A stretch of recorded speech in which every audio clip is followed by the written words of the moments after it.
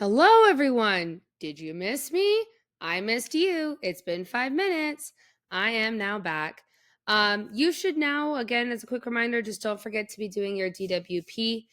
Make sure, by the way, you switch over to these notes. We're on to our World War One notes. This is a relatively quick lecture comparative to the other one. I know when we say World War, people are like, well, why don't we talk about it more? We were barely in World War One, and so it's one of the reasons why we don't talk about it as much. So hopefully we'll get through this lecture together. It is 11 o'clock at night. I haven't even started packing yet. And if you say why not? Well, I spent 3 hours updating all your grades, and now we're doing lectures because you're more important to me than packing my bag. So you should feel very, very proud of yourself. Okay. All right. So let's get into talking about World War One. And again, if you're a B-Day student, I believe that your substitute is going to do some sort of an activity or a lesson with you guys. If not, maybe ask him why not, or just accept the extra time. Okay. So heading into World War One, here's what you need to know. At the very top of this paper, I'm going to tell you what you need to know for World War One. If you'll put a L number one, the first thing you need to know for World War One is I want you to write down causes for other countries. So why did other countries head into World War One? If you'll put a number two, I want you to write down causes for America in World War One, because our reasons are very different than everybody else's reasons. Then I want you to put down number three. How did warfare change? World War One is a massive turning point for how we do war. And then number four, controversy. So there's a ton of controversies that happen in America. Number five, I want you to write down the word home front. So what happens in the home front in America during the war? And number six, I want you to write down end of the war. So we really care about what happens at the very end of the war and whether or not it was or was not successful. So when we go to talk about the causes of World War One, we had to start with our global causes first. Now, we typically call these the main causes. If you will highlight main causes, this is a nice little acronym. And if you highlight or underline the letters MAIN in the next couple of words, militarism, alliances, imperialism, and nationalism, that gives you kind of a general idea of why they went to war. So first off, let's talk about militarism. Militarism is the massive military spending. Countries all around the world have massively expended their budgets in order to be able to spend more money on being able to expand their military. Alliances have also started. So when you ally with somebody and you agree with them, like, if this happens, I'm going to intervene. That is going to be an alliance system. It's one of the reasons why right now we're so concerned with Ukraine, because we have an alliance with Poland that if they hit Poland, we have to go to war. So alliances are going to contribute to that as well. It's a domino effect. One person goes in, now you have to go in. Imperialism. Countries are competing massively for all these different countries all across the world. And this country competition between territories increases the competition between them. And finally, nationalism. The idea that basically we're America, we're France, we're Germany. We're going to defend our honor in any way. Now, the trigger point is the Archduke Franz Ferdinand II's death. If you will highlight Archduke Franz Ferdinand II. Now, Archduke Franz Ferdinand was the Archduke of Austria-Hungary. Now, he is sent over into Serbia, Serbia is being a little rebellious, in order to be able to show that Austria-Hungary is still in power. Well, what ends up happening is that there's kind of this big chain reaction, right? You have baby Serbia over here, and if Austria is too hard on Serbia, then Russia's going to come in to beat up Austria, but then Germany's ally of Austria, Germany is going to go after Russia, etc., etc., etc. It's a domino effect.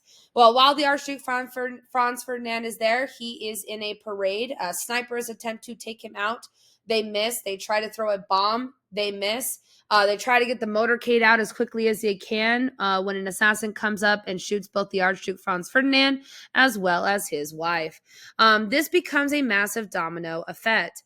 After their death, Austria declares war on Serbia, and then Russia declares war on Austria, and then Germany declares war Germany declares war on Russia, who declares war on Austria, who declares war on Serbia, and so forth, creating a massive, massive world war. Now, one thing we really care about when it comes to World War I is that war changes and it is much more brutal. In particular, one massive invention that changes things is trench warfare. Go ahead and highlight and star trench warfare. And trench warfare comes out of the idea of the, if you will highlight, machine gun. Now, the machine gun is going to make a huge difference in how warfare existed because previously you woke up in the morning, it was daylight, you beat the drums, you march forward, and you shoot each other. Now you have a machine gun that can pump out 100 bullets in the space of about 20 seconds and kill anything in its path. The machine gun is such an effective useful weapon in war that it literally changes the physical landscape of Europe. You can see those today as well. One way that we can see this is in a movie, and I don't know if you guys have ever seen this movie. It's called War Horse. It's a really good movie. It's based on a musical or an opera. I don't remember which one came first. That basically centers around this horse. If you don't know, in England, they issued a declaration that declared that all horses were property of the U.S. military. They also did that with boats and things like that. So it follows the story of this horse, these two horses, all throughout their journey through World War II. Now, if you're an animal lover, it is an emotional one, but it's a really good movie. It has every famous celebrity from Europe in it, or England in it. But it gives a really, really good example of trench warfare and how it changes history. Because at this time, the cavalry, that is the big guys, but not after the invention of the belt-fed machine gun. Oh, I think I forgot. By the way, above machine gun, if you will write down belt fed, that's the actual name of the machine gun. Now, unfortunately, I don't know what's going on with my computer, but it is not recording sound. So I'm going to tell you right now to go ahead and go to video one, watch video one. And as you watch video one, I want you to think, how does this show how the machine gun changed the landscape of warfare forever?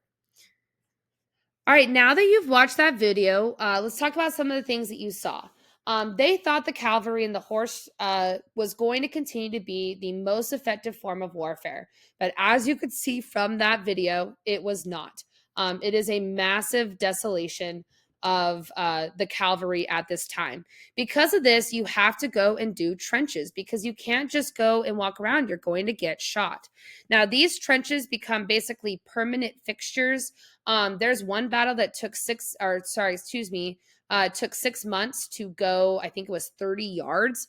The trenches, you sit there, you wait. It's super muggy. It's super gross. You're trying to bomb the other one. You're trying to shoot them if you can. But it is massive desolation and awfulness. And in particular, all these bombs destroy the landscape of Europe. And because of the rain and stuff like that, it becomes muggy and awful, which leads to something known as trench foot. Now, trench foot, you've probably had trench foot before. You just didn't realize it. It's when your foot becomes so soggy and begins to get bacteria in it that it begins to actually make your foot very diseased. Now, a quick warning, the next couple of photos are extremely graphic. Are they as more graphic? Well, they're not as graphic as lynching, for the record, but they're pretty nasty. So if you have a foot thing, because I know foot phobias are a big thing, I would definitely not look at these. So if you have ever, for example, if you're a swimmer, all you state championship swimmers that I know you're in my class or second placers to Olympus, you have probably been in a pool before or you've been hiking before where your foot looks like this. Now, this is actually the early stages of trench foot, where basically your foot has absorbed all of that liquid and because of the heat and the moisture begins to create massive illnesses in your foot. Eventually, your foot becomes so ill that it literally begins to die off. Now, you don't get undressed as a soldier. You wear the exact same clothing for 6 months straight. And so eventually, as you begin to take off your clothes after 6 months, your feet go numb, but you're like, oh, it's just, numb because it's cold or whatever. No, it's numb because your foot literally died. And so trench foot was just this horrific thing where your foot literally is dying off during World War I and becoming massively diseased. It's one of the reasons why Jack Russell Terriers and other terriers were bred, were in order to be able to go and kill the rats. This is one day's worth of rats because the rats would eat through your boot. Your boot is made out of leather, so it's meat, and it'd eat through your boot and then eventually eat through you and your foot. Trench foot is awful and terrible. If you were looking away, by the way, it's a good time to come back. Now, another thing that happens is the invention of gas, and in particular, wartime gases. If you will highlight in the next bullet the chemical gas, Germany is the very first one to create chemical gases. They use the wind to be able to kill and maim people. If you're wondering, by the way, what does this gas look like? Tear gas is the only one that is still legal today. Tear gas is basically a massive amount of pepper, disorients you. Mustard gas is one that basically, when you begin to ingest mustard gas, it basically begins to make welts all over your body and inside of your body as well. So you don't die from it, but you have massive pulp pus, pus-filled blisters all over your body for the rest of your life. Now, chlorine and phosgene gas, these are the problems. So in particular, one of these gases, when you actually begin to breathe it in, it basically suffocates you. Think of a balloon and squeezing a balloon so tight that you literally die. That's phosgene gas. While chlorine gas expands your lungs and makes them pop.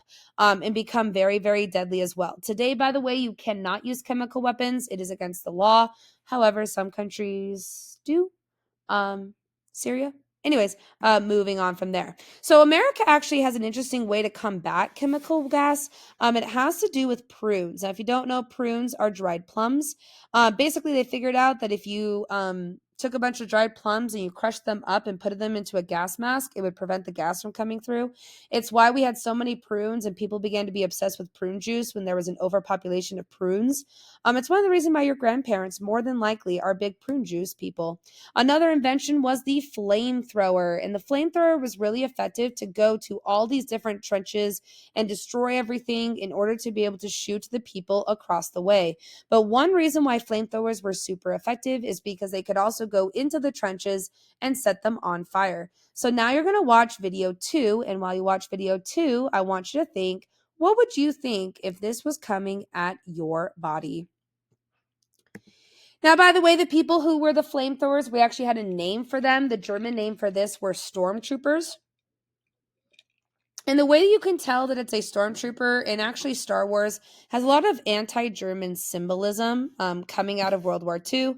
The bad guy is named Darth Vader. If you don't know, that's a version of Dark Father. That's why it's, well, I don't want to spoil it, but if you actually look at the helmets, though, this is where it gets a little bit interesting because the helmet of Darth Vader is identical to the German helmets worn during World War I. I think I said World War II a few minutes ago. I'm sorry. It's really late right now. So why do we care about stormtroopers? Well, stormtroopers represent Germany. A lot of their stuff has very German-esque things. And there's a joke. You can't. What can't? What can a stormtrooper never do? They can never hit their target, just like the Germans cannot hit their target. But unfortunately, one thing that happens is all these changes of warfares do eventually lead to what is known as shell shock. If you will write down the words shell shock. Shell shock in modern day is what's known as PTSD. But we didn't have a word for shell shock. So it was believed that when a bomb went off, it would rattle your brain and give your head, like it would shake your head and give you basically brain damage. But now we know it's actual PTSD. I used to actually show videos of shell shock, but it's so graphic, the PTSD that these people feel. PTSD, the word of that doesn't come out to the 1980s. Before it was like, suck it up. Like, why? It's not that big of a deal. It's not that big of a problem. When the reality is that these men were being massively traumatized from the war that was going on. But on a more positive note, that brings us to Christmas. Because there's a cute little story about something that happens at Christmas time during World War I while America was not in the war. So to learn about Christmas time, you're going to go ahead and watch a commercial, which, by the way, this commercial was super viral. It was I believe it was the #1 commercial in England that year. So go ahead and watch this commercial about World War I. Now, the commercial that you just saw is what is known as the Christmas tree truce. In the very first Christmas war, if you don't know, if you remember, Germany creates our massive German Christmas traditions in the United States. And so they took the day off for Christmas. Europe takes the day off for Christmas. And they actually legitimately did celebrate together. There were soccer games and all these different things. The German commanders were actually, they went missing for the decision of this. But it was one kind of bright spot in the time period of what was going on during that war. Now, America is going to not enter the war originally. These next six, by the way, if you will bracket these six and triple star, you really need to know, why did we even bother getting into the war? So in the beginning, if you will highlight, America declares neutrality. We said we were not going to participate in the war, and for the first 3 years, we stay out of the war. The president at this point is our, I don't want to say it over here, but our more racist president, Woodrow Wilson, if you will highlight and star Woodrow Wilson. And he really did focus on the fact that America was going to stay out of the war. However, things begin to challenge this notion of whether or not we should or should not stay out of the war.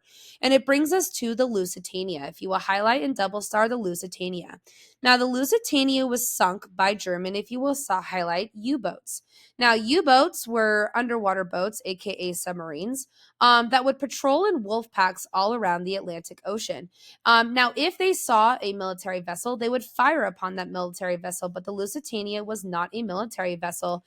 It was a passenger vessel that killed over 1,000 people in it, both American and Irishmen as well.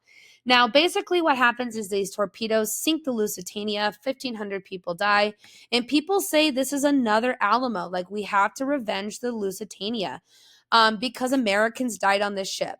However, this is where it gets interesting because everyone's mad at Germany because they sunk a passenger ship. However, they didn't exactly sink a passenger ship. You see, America, though we had remained neutral, had been secretly sending weapons to England, which Germany had intercepted. It's kind of like when I go on my cruise next week.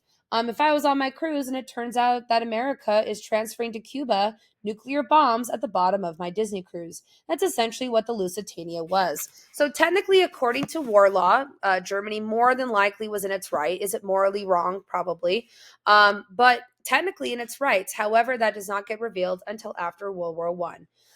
Now, again, when we start to look kind of moving forward, America after the Lusitania says, well, maybe we should start to prepare for war. They begin if you will highlight, a preparedness program that basically says we're not going to war, we're just being prepared. Wilson gets reelected under the notion of, if you will highlight and star, he kept us out of the war. And then only 2 months later, we head basically into war with the Zimmerman Note. Now, the Zimmerman Note, if you will make sure to star number 5 and highlight and triple star the Zimmerman Note, this is our trigger moment of why we go into war. Now, the Zimmerman Note was a secretly acquired telegram between Germany and Mexico. Go ahead and highlight Mexico by Germany. And this basically said to Mexico, if you help us defeat the United States, we will help you get your land back from the Mexican-American War. And so this was an enticing offer to Mexico. I really don't think Mexico would have done it. However, now it's on our doorstep. What are we going to do about it? And the Zimmerman Note immediately leads leads America to, if you will highlight, the U.S. declares war on Germany. Now, World War I is considered a period of total warfare, if you will highlight total war.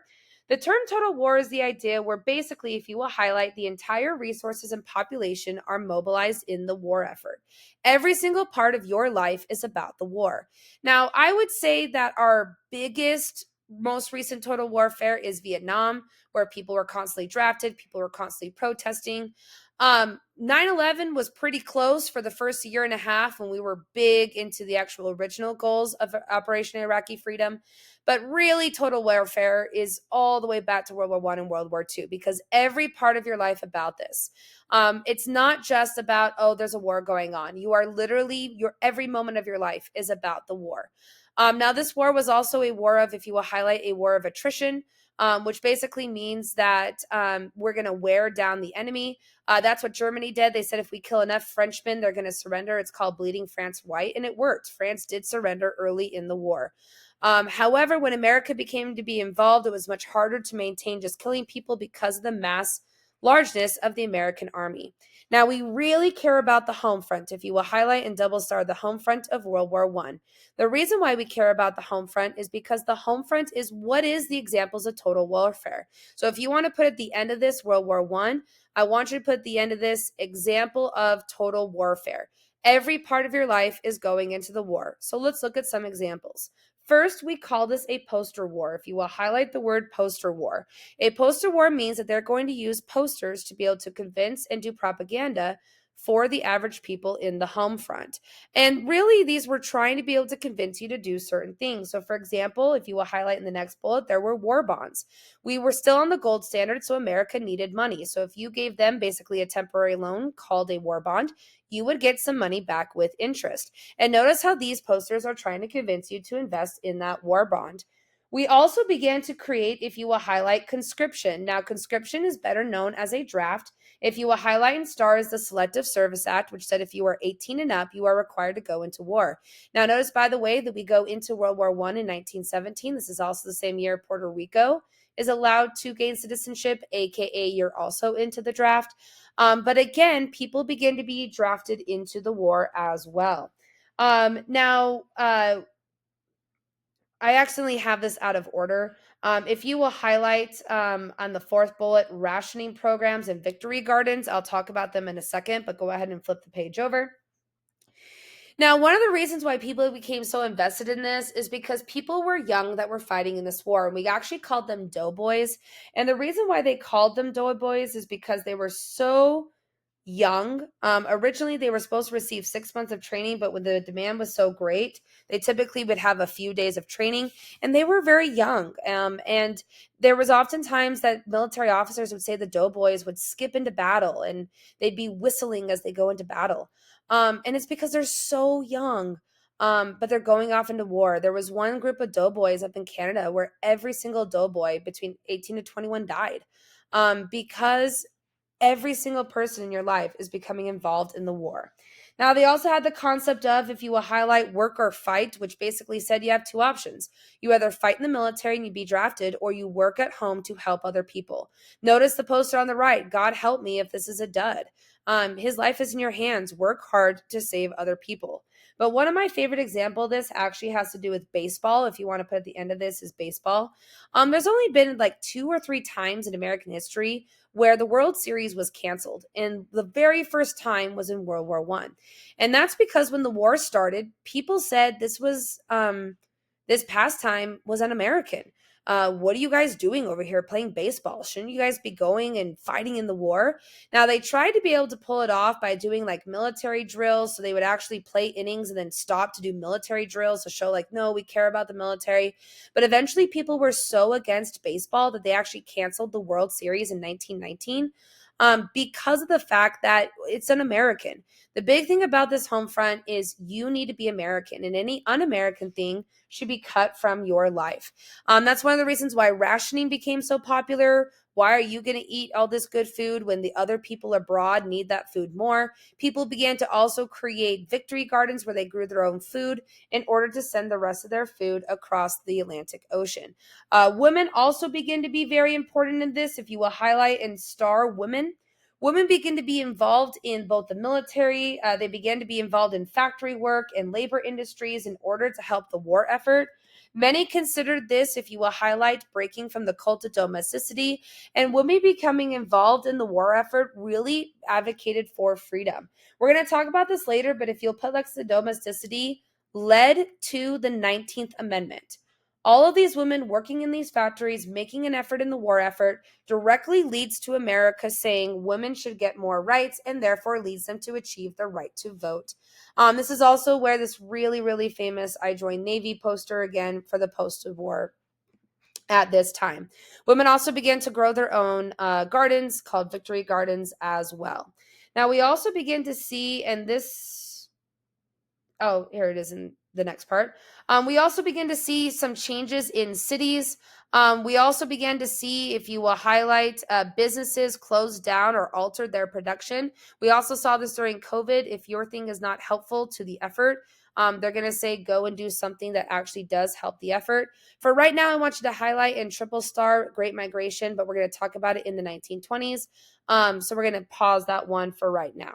Now, the biggest thing about this next one is controversy. I would write in the margins, just from anti-war down to Schenck, is the word controversy. This war did have controversy. Should we be going into this war? But a lot of people said, if you'll start the last bullet, that saying that we should get out of this war was very unpatriotic, and instead say the true American way is to continue to fight. Now, this is where people also began to kind of like say we should get out of this war. They had like musicals to argue it. There's all these peace buildings. But again, most people said this was very un American. And in particular, people were worried, is this creating Bolshevism in America? The working class saying we need to get rid of this war.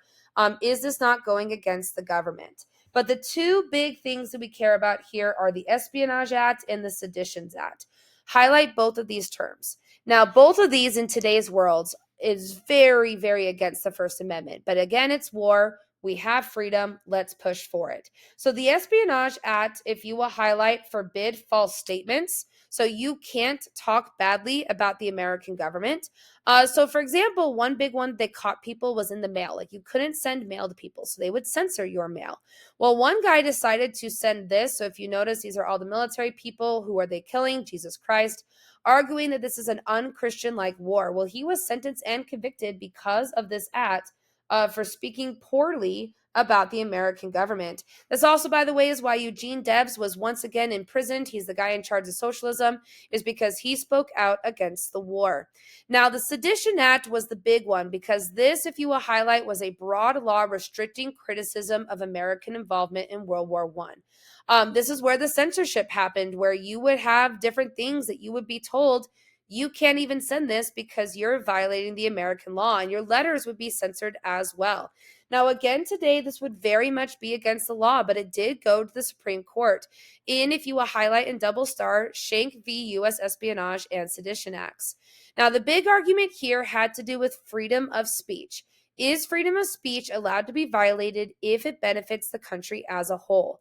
And they determined in this case, which again, this is not what it would be today, they did say that if you will star the last bullet and highlight, freedom of speech can be restricted. And they argued that if it's for the greater American good, your freedom can be taken away. Now, this has been overruled. Basically, this law expires. Other things affirm that freedom of speech exists. But again, think about it. If it benefits the government, should you be allowed to take away freedom of speech? And the answer to that is no. Now, in terms of ending the war, basically the Allied forces break the Hindenburg Line, which was the big trench warfare line, and they begin to push towards Germany. America begins to go into France and take back over France. If you don't know, France is covered in a lot of wood. This is where the U.S. Marine Corps becomes ultra famous. They use the Springfield in 1903, which, if you don't know, very famous military weapon. And they begin massively annihilating the Germans.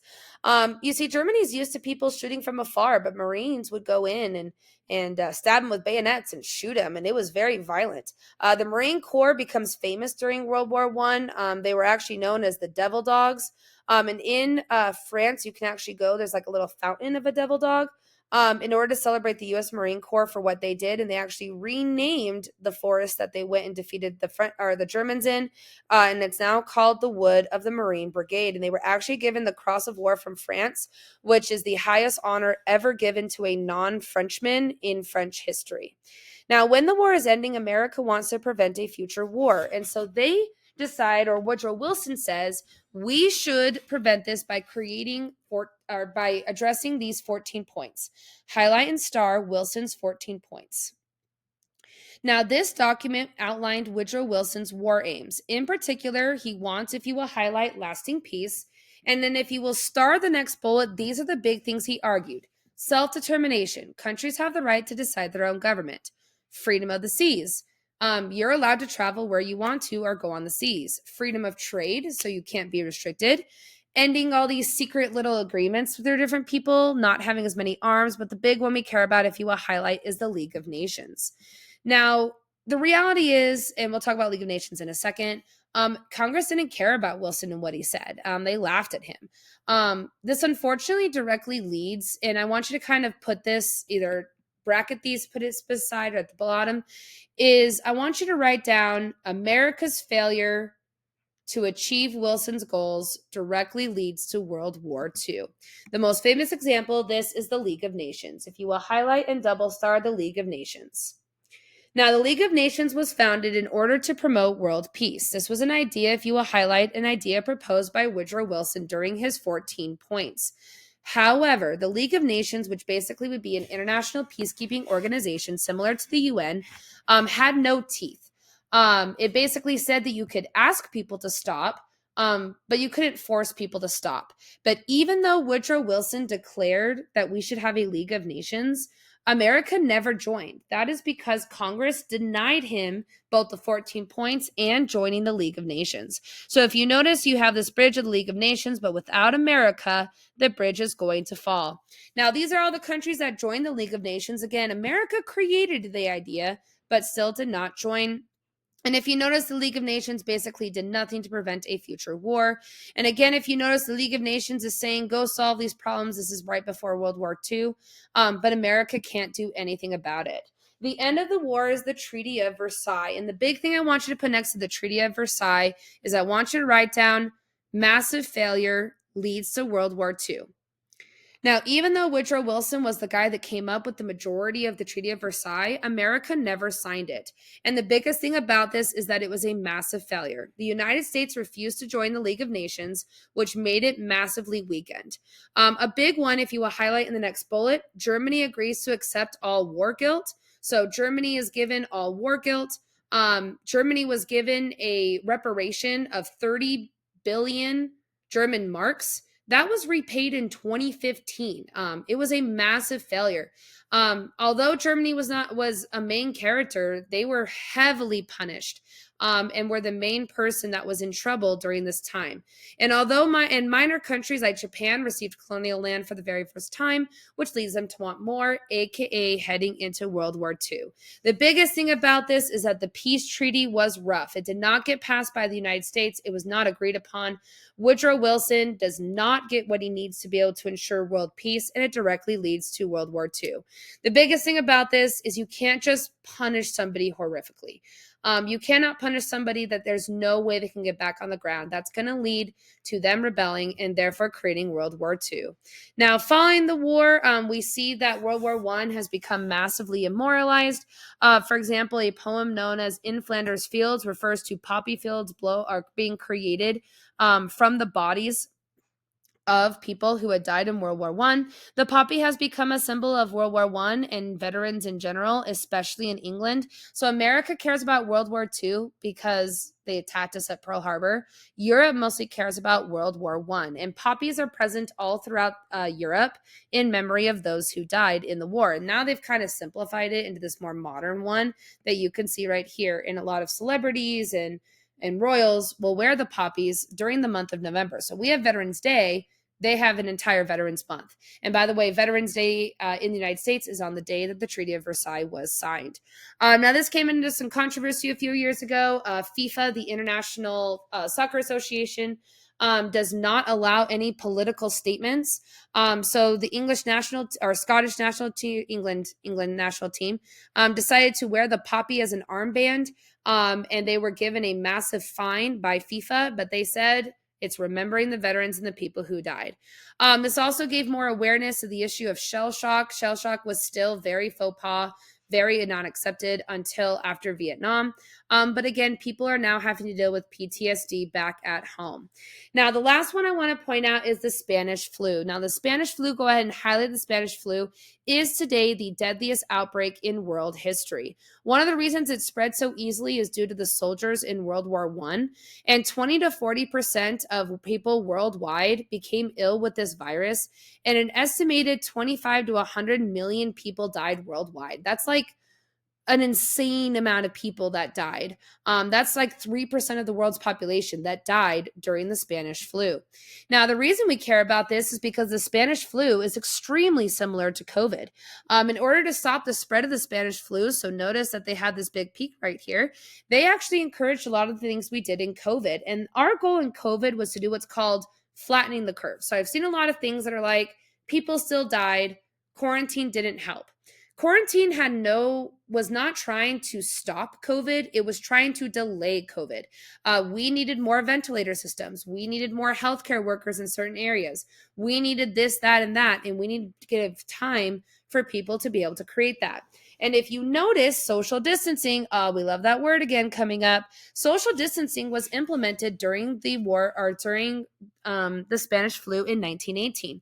So, for example, Philadelphia didn't do social distancing and tons of people died, while St. Louis delayed the curve, introduced social distancing, introduced quarantine, delays it, and reduces the amount of deaths. Now, you're going to see a lot of similarities. Mask wearing was huge during this time in order to be able to prevent the spread of influenza. They would have these massive tent camps for hospitals to try to be able to save people and prevent and create quarantine. Notice these how to dodge the flu, right? So try to be able to stop the spread, similar to people saying don't spread COVID. Notice this is one way to encourage people to stay home, aka quarantine. Notice that these North Carolinians did not stay home and they went and killed everybody because they sneezed on them. This is about mask mandates. So again, you know how people were against masks at that time? Notice, for example, that you have these people, they're all masked up. Oh no, the flu, it can't get around and ruin Christmas. But then in here, church services can resume if you guys wear masks and you stop the spread of the diseases coming back in here. So, yes, very much so, mask mandates existed during this time. But at the same time, there was also protest, just like in America. And so you had, for example, places that if you didn't close down, you were raided. Notice open face sneezers to be arrested, aka if you don't wear a mask, you're going to get arrested. They closed theaters, they closed schools. Again, this is literally COVID. So when you think Spanish flu, just think COVID. They closed the schools, they closed the churches, they closed everything to try to stop the spread of the flu. And again, hopefully this is giving you flashbacks a little bit of COVID because it is identical. The whole reason we did what we did in COVID worldwide is to prevent another Spanish flu, and it worked. Although a lot of people died during COVID, 3% of the world's population died during the Spanish flu, and it's about 0.25% of people died during COVID because of what we learned in here. But of course, we still have our anti-maskers just like today. So again, notice the similarities. There was a huge anti-mask movement during this time. Notice again a mask slacker. So somebody didn't wear a mask and 3 people got shot because of it. Again, all of this about patriotism, etc. All right, we are at the end of our lecture. Now, your substitute may or may not have done something. I don't know. This lesson only took about 37 minutes. Make sure, by the way, that before Tuesday that you complete your DWP. It's both on Imperialism, World War I. Make sure you get it turned in. Make sure that you're doing test corrections. Make sure that you're doing midterm corrections. And I just hope you guys have an absolutely wonderful day.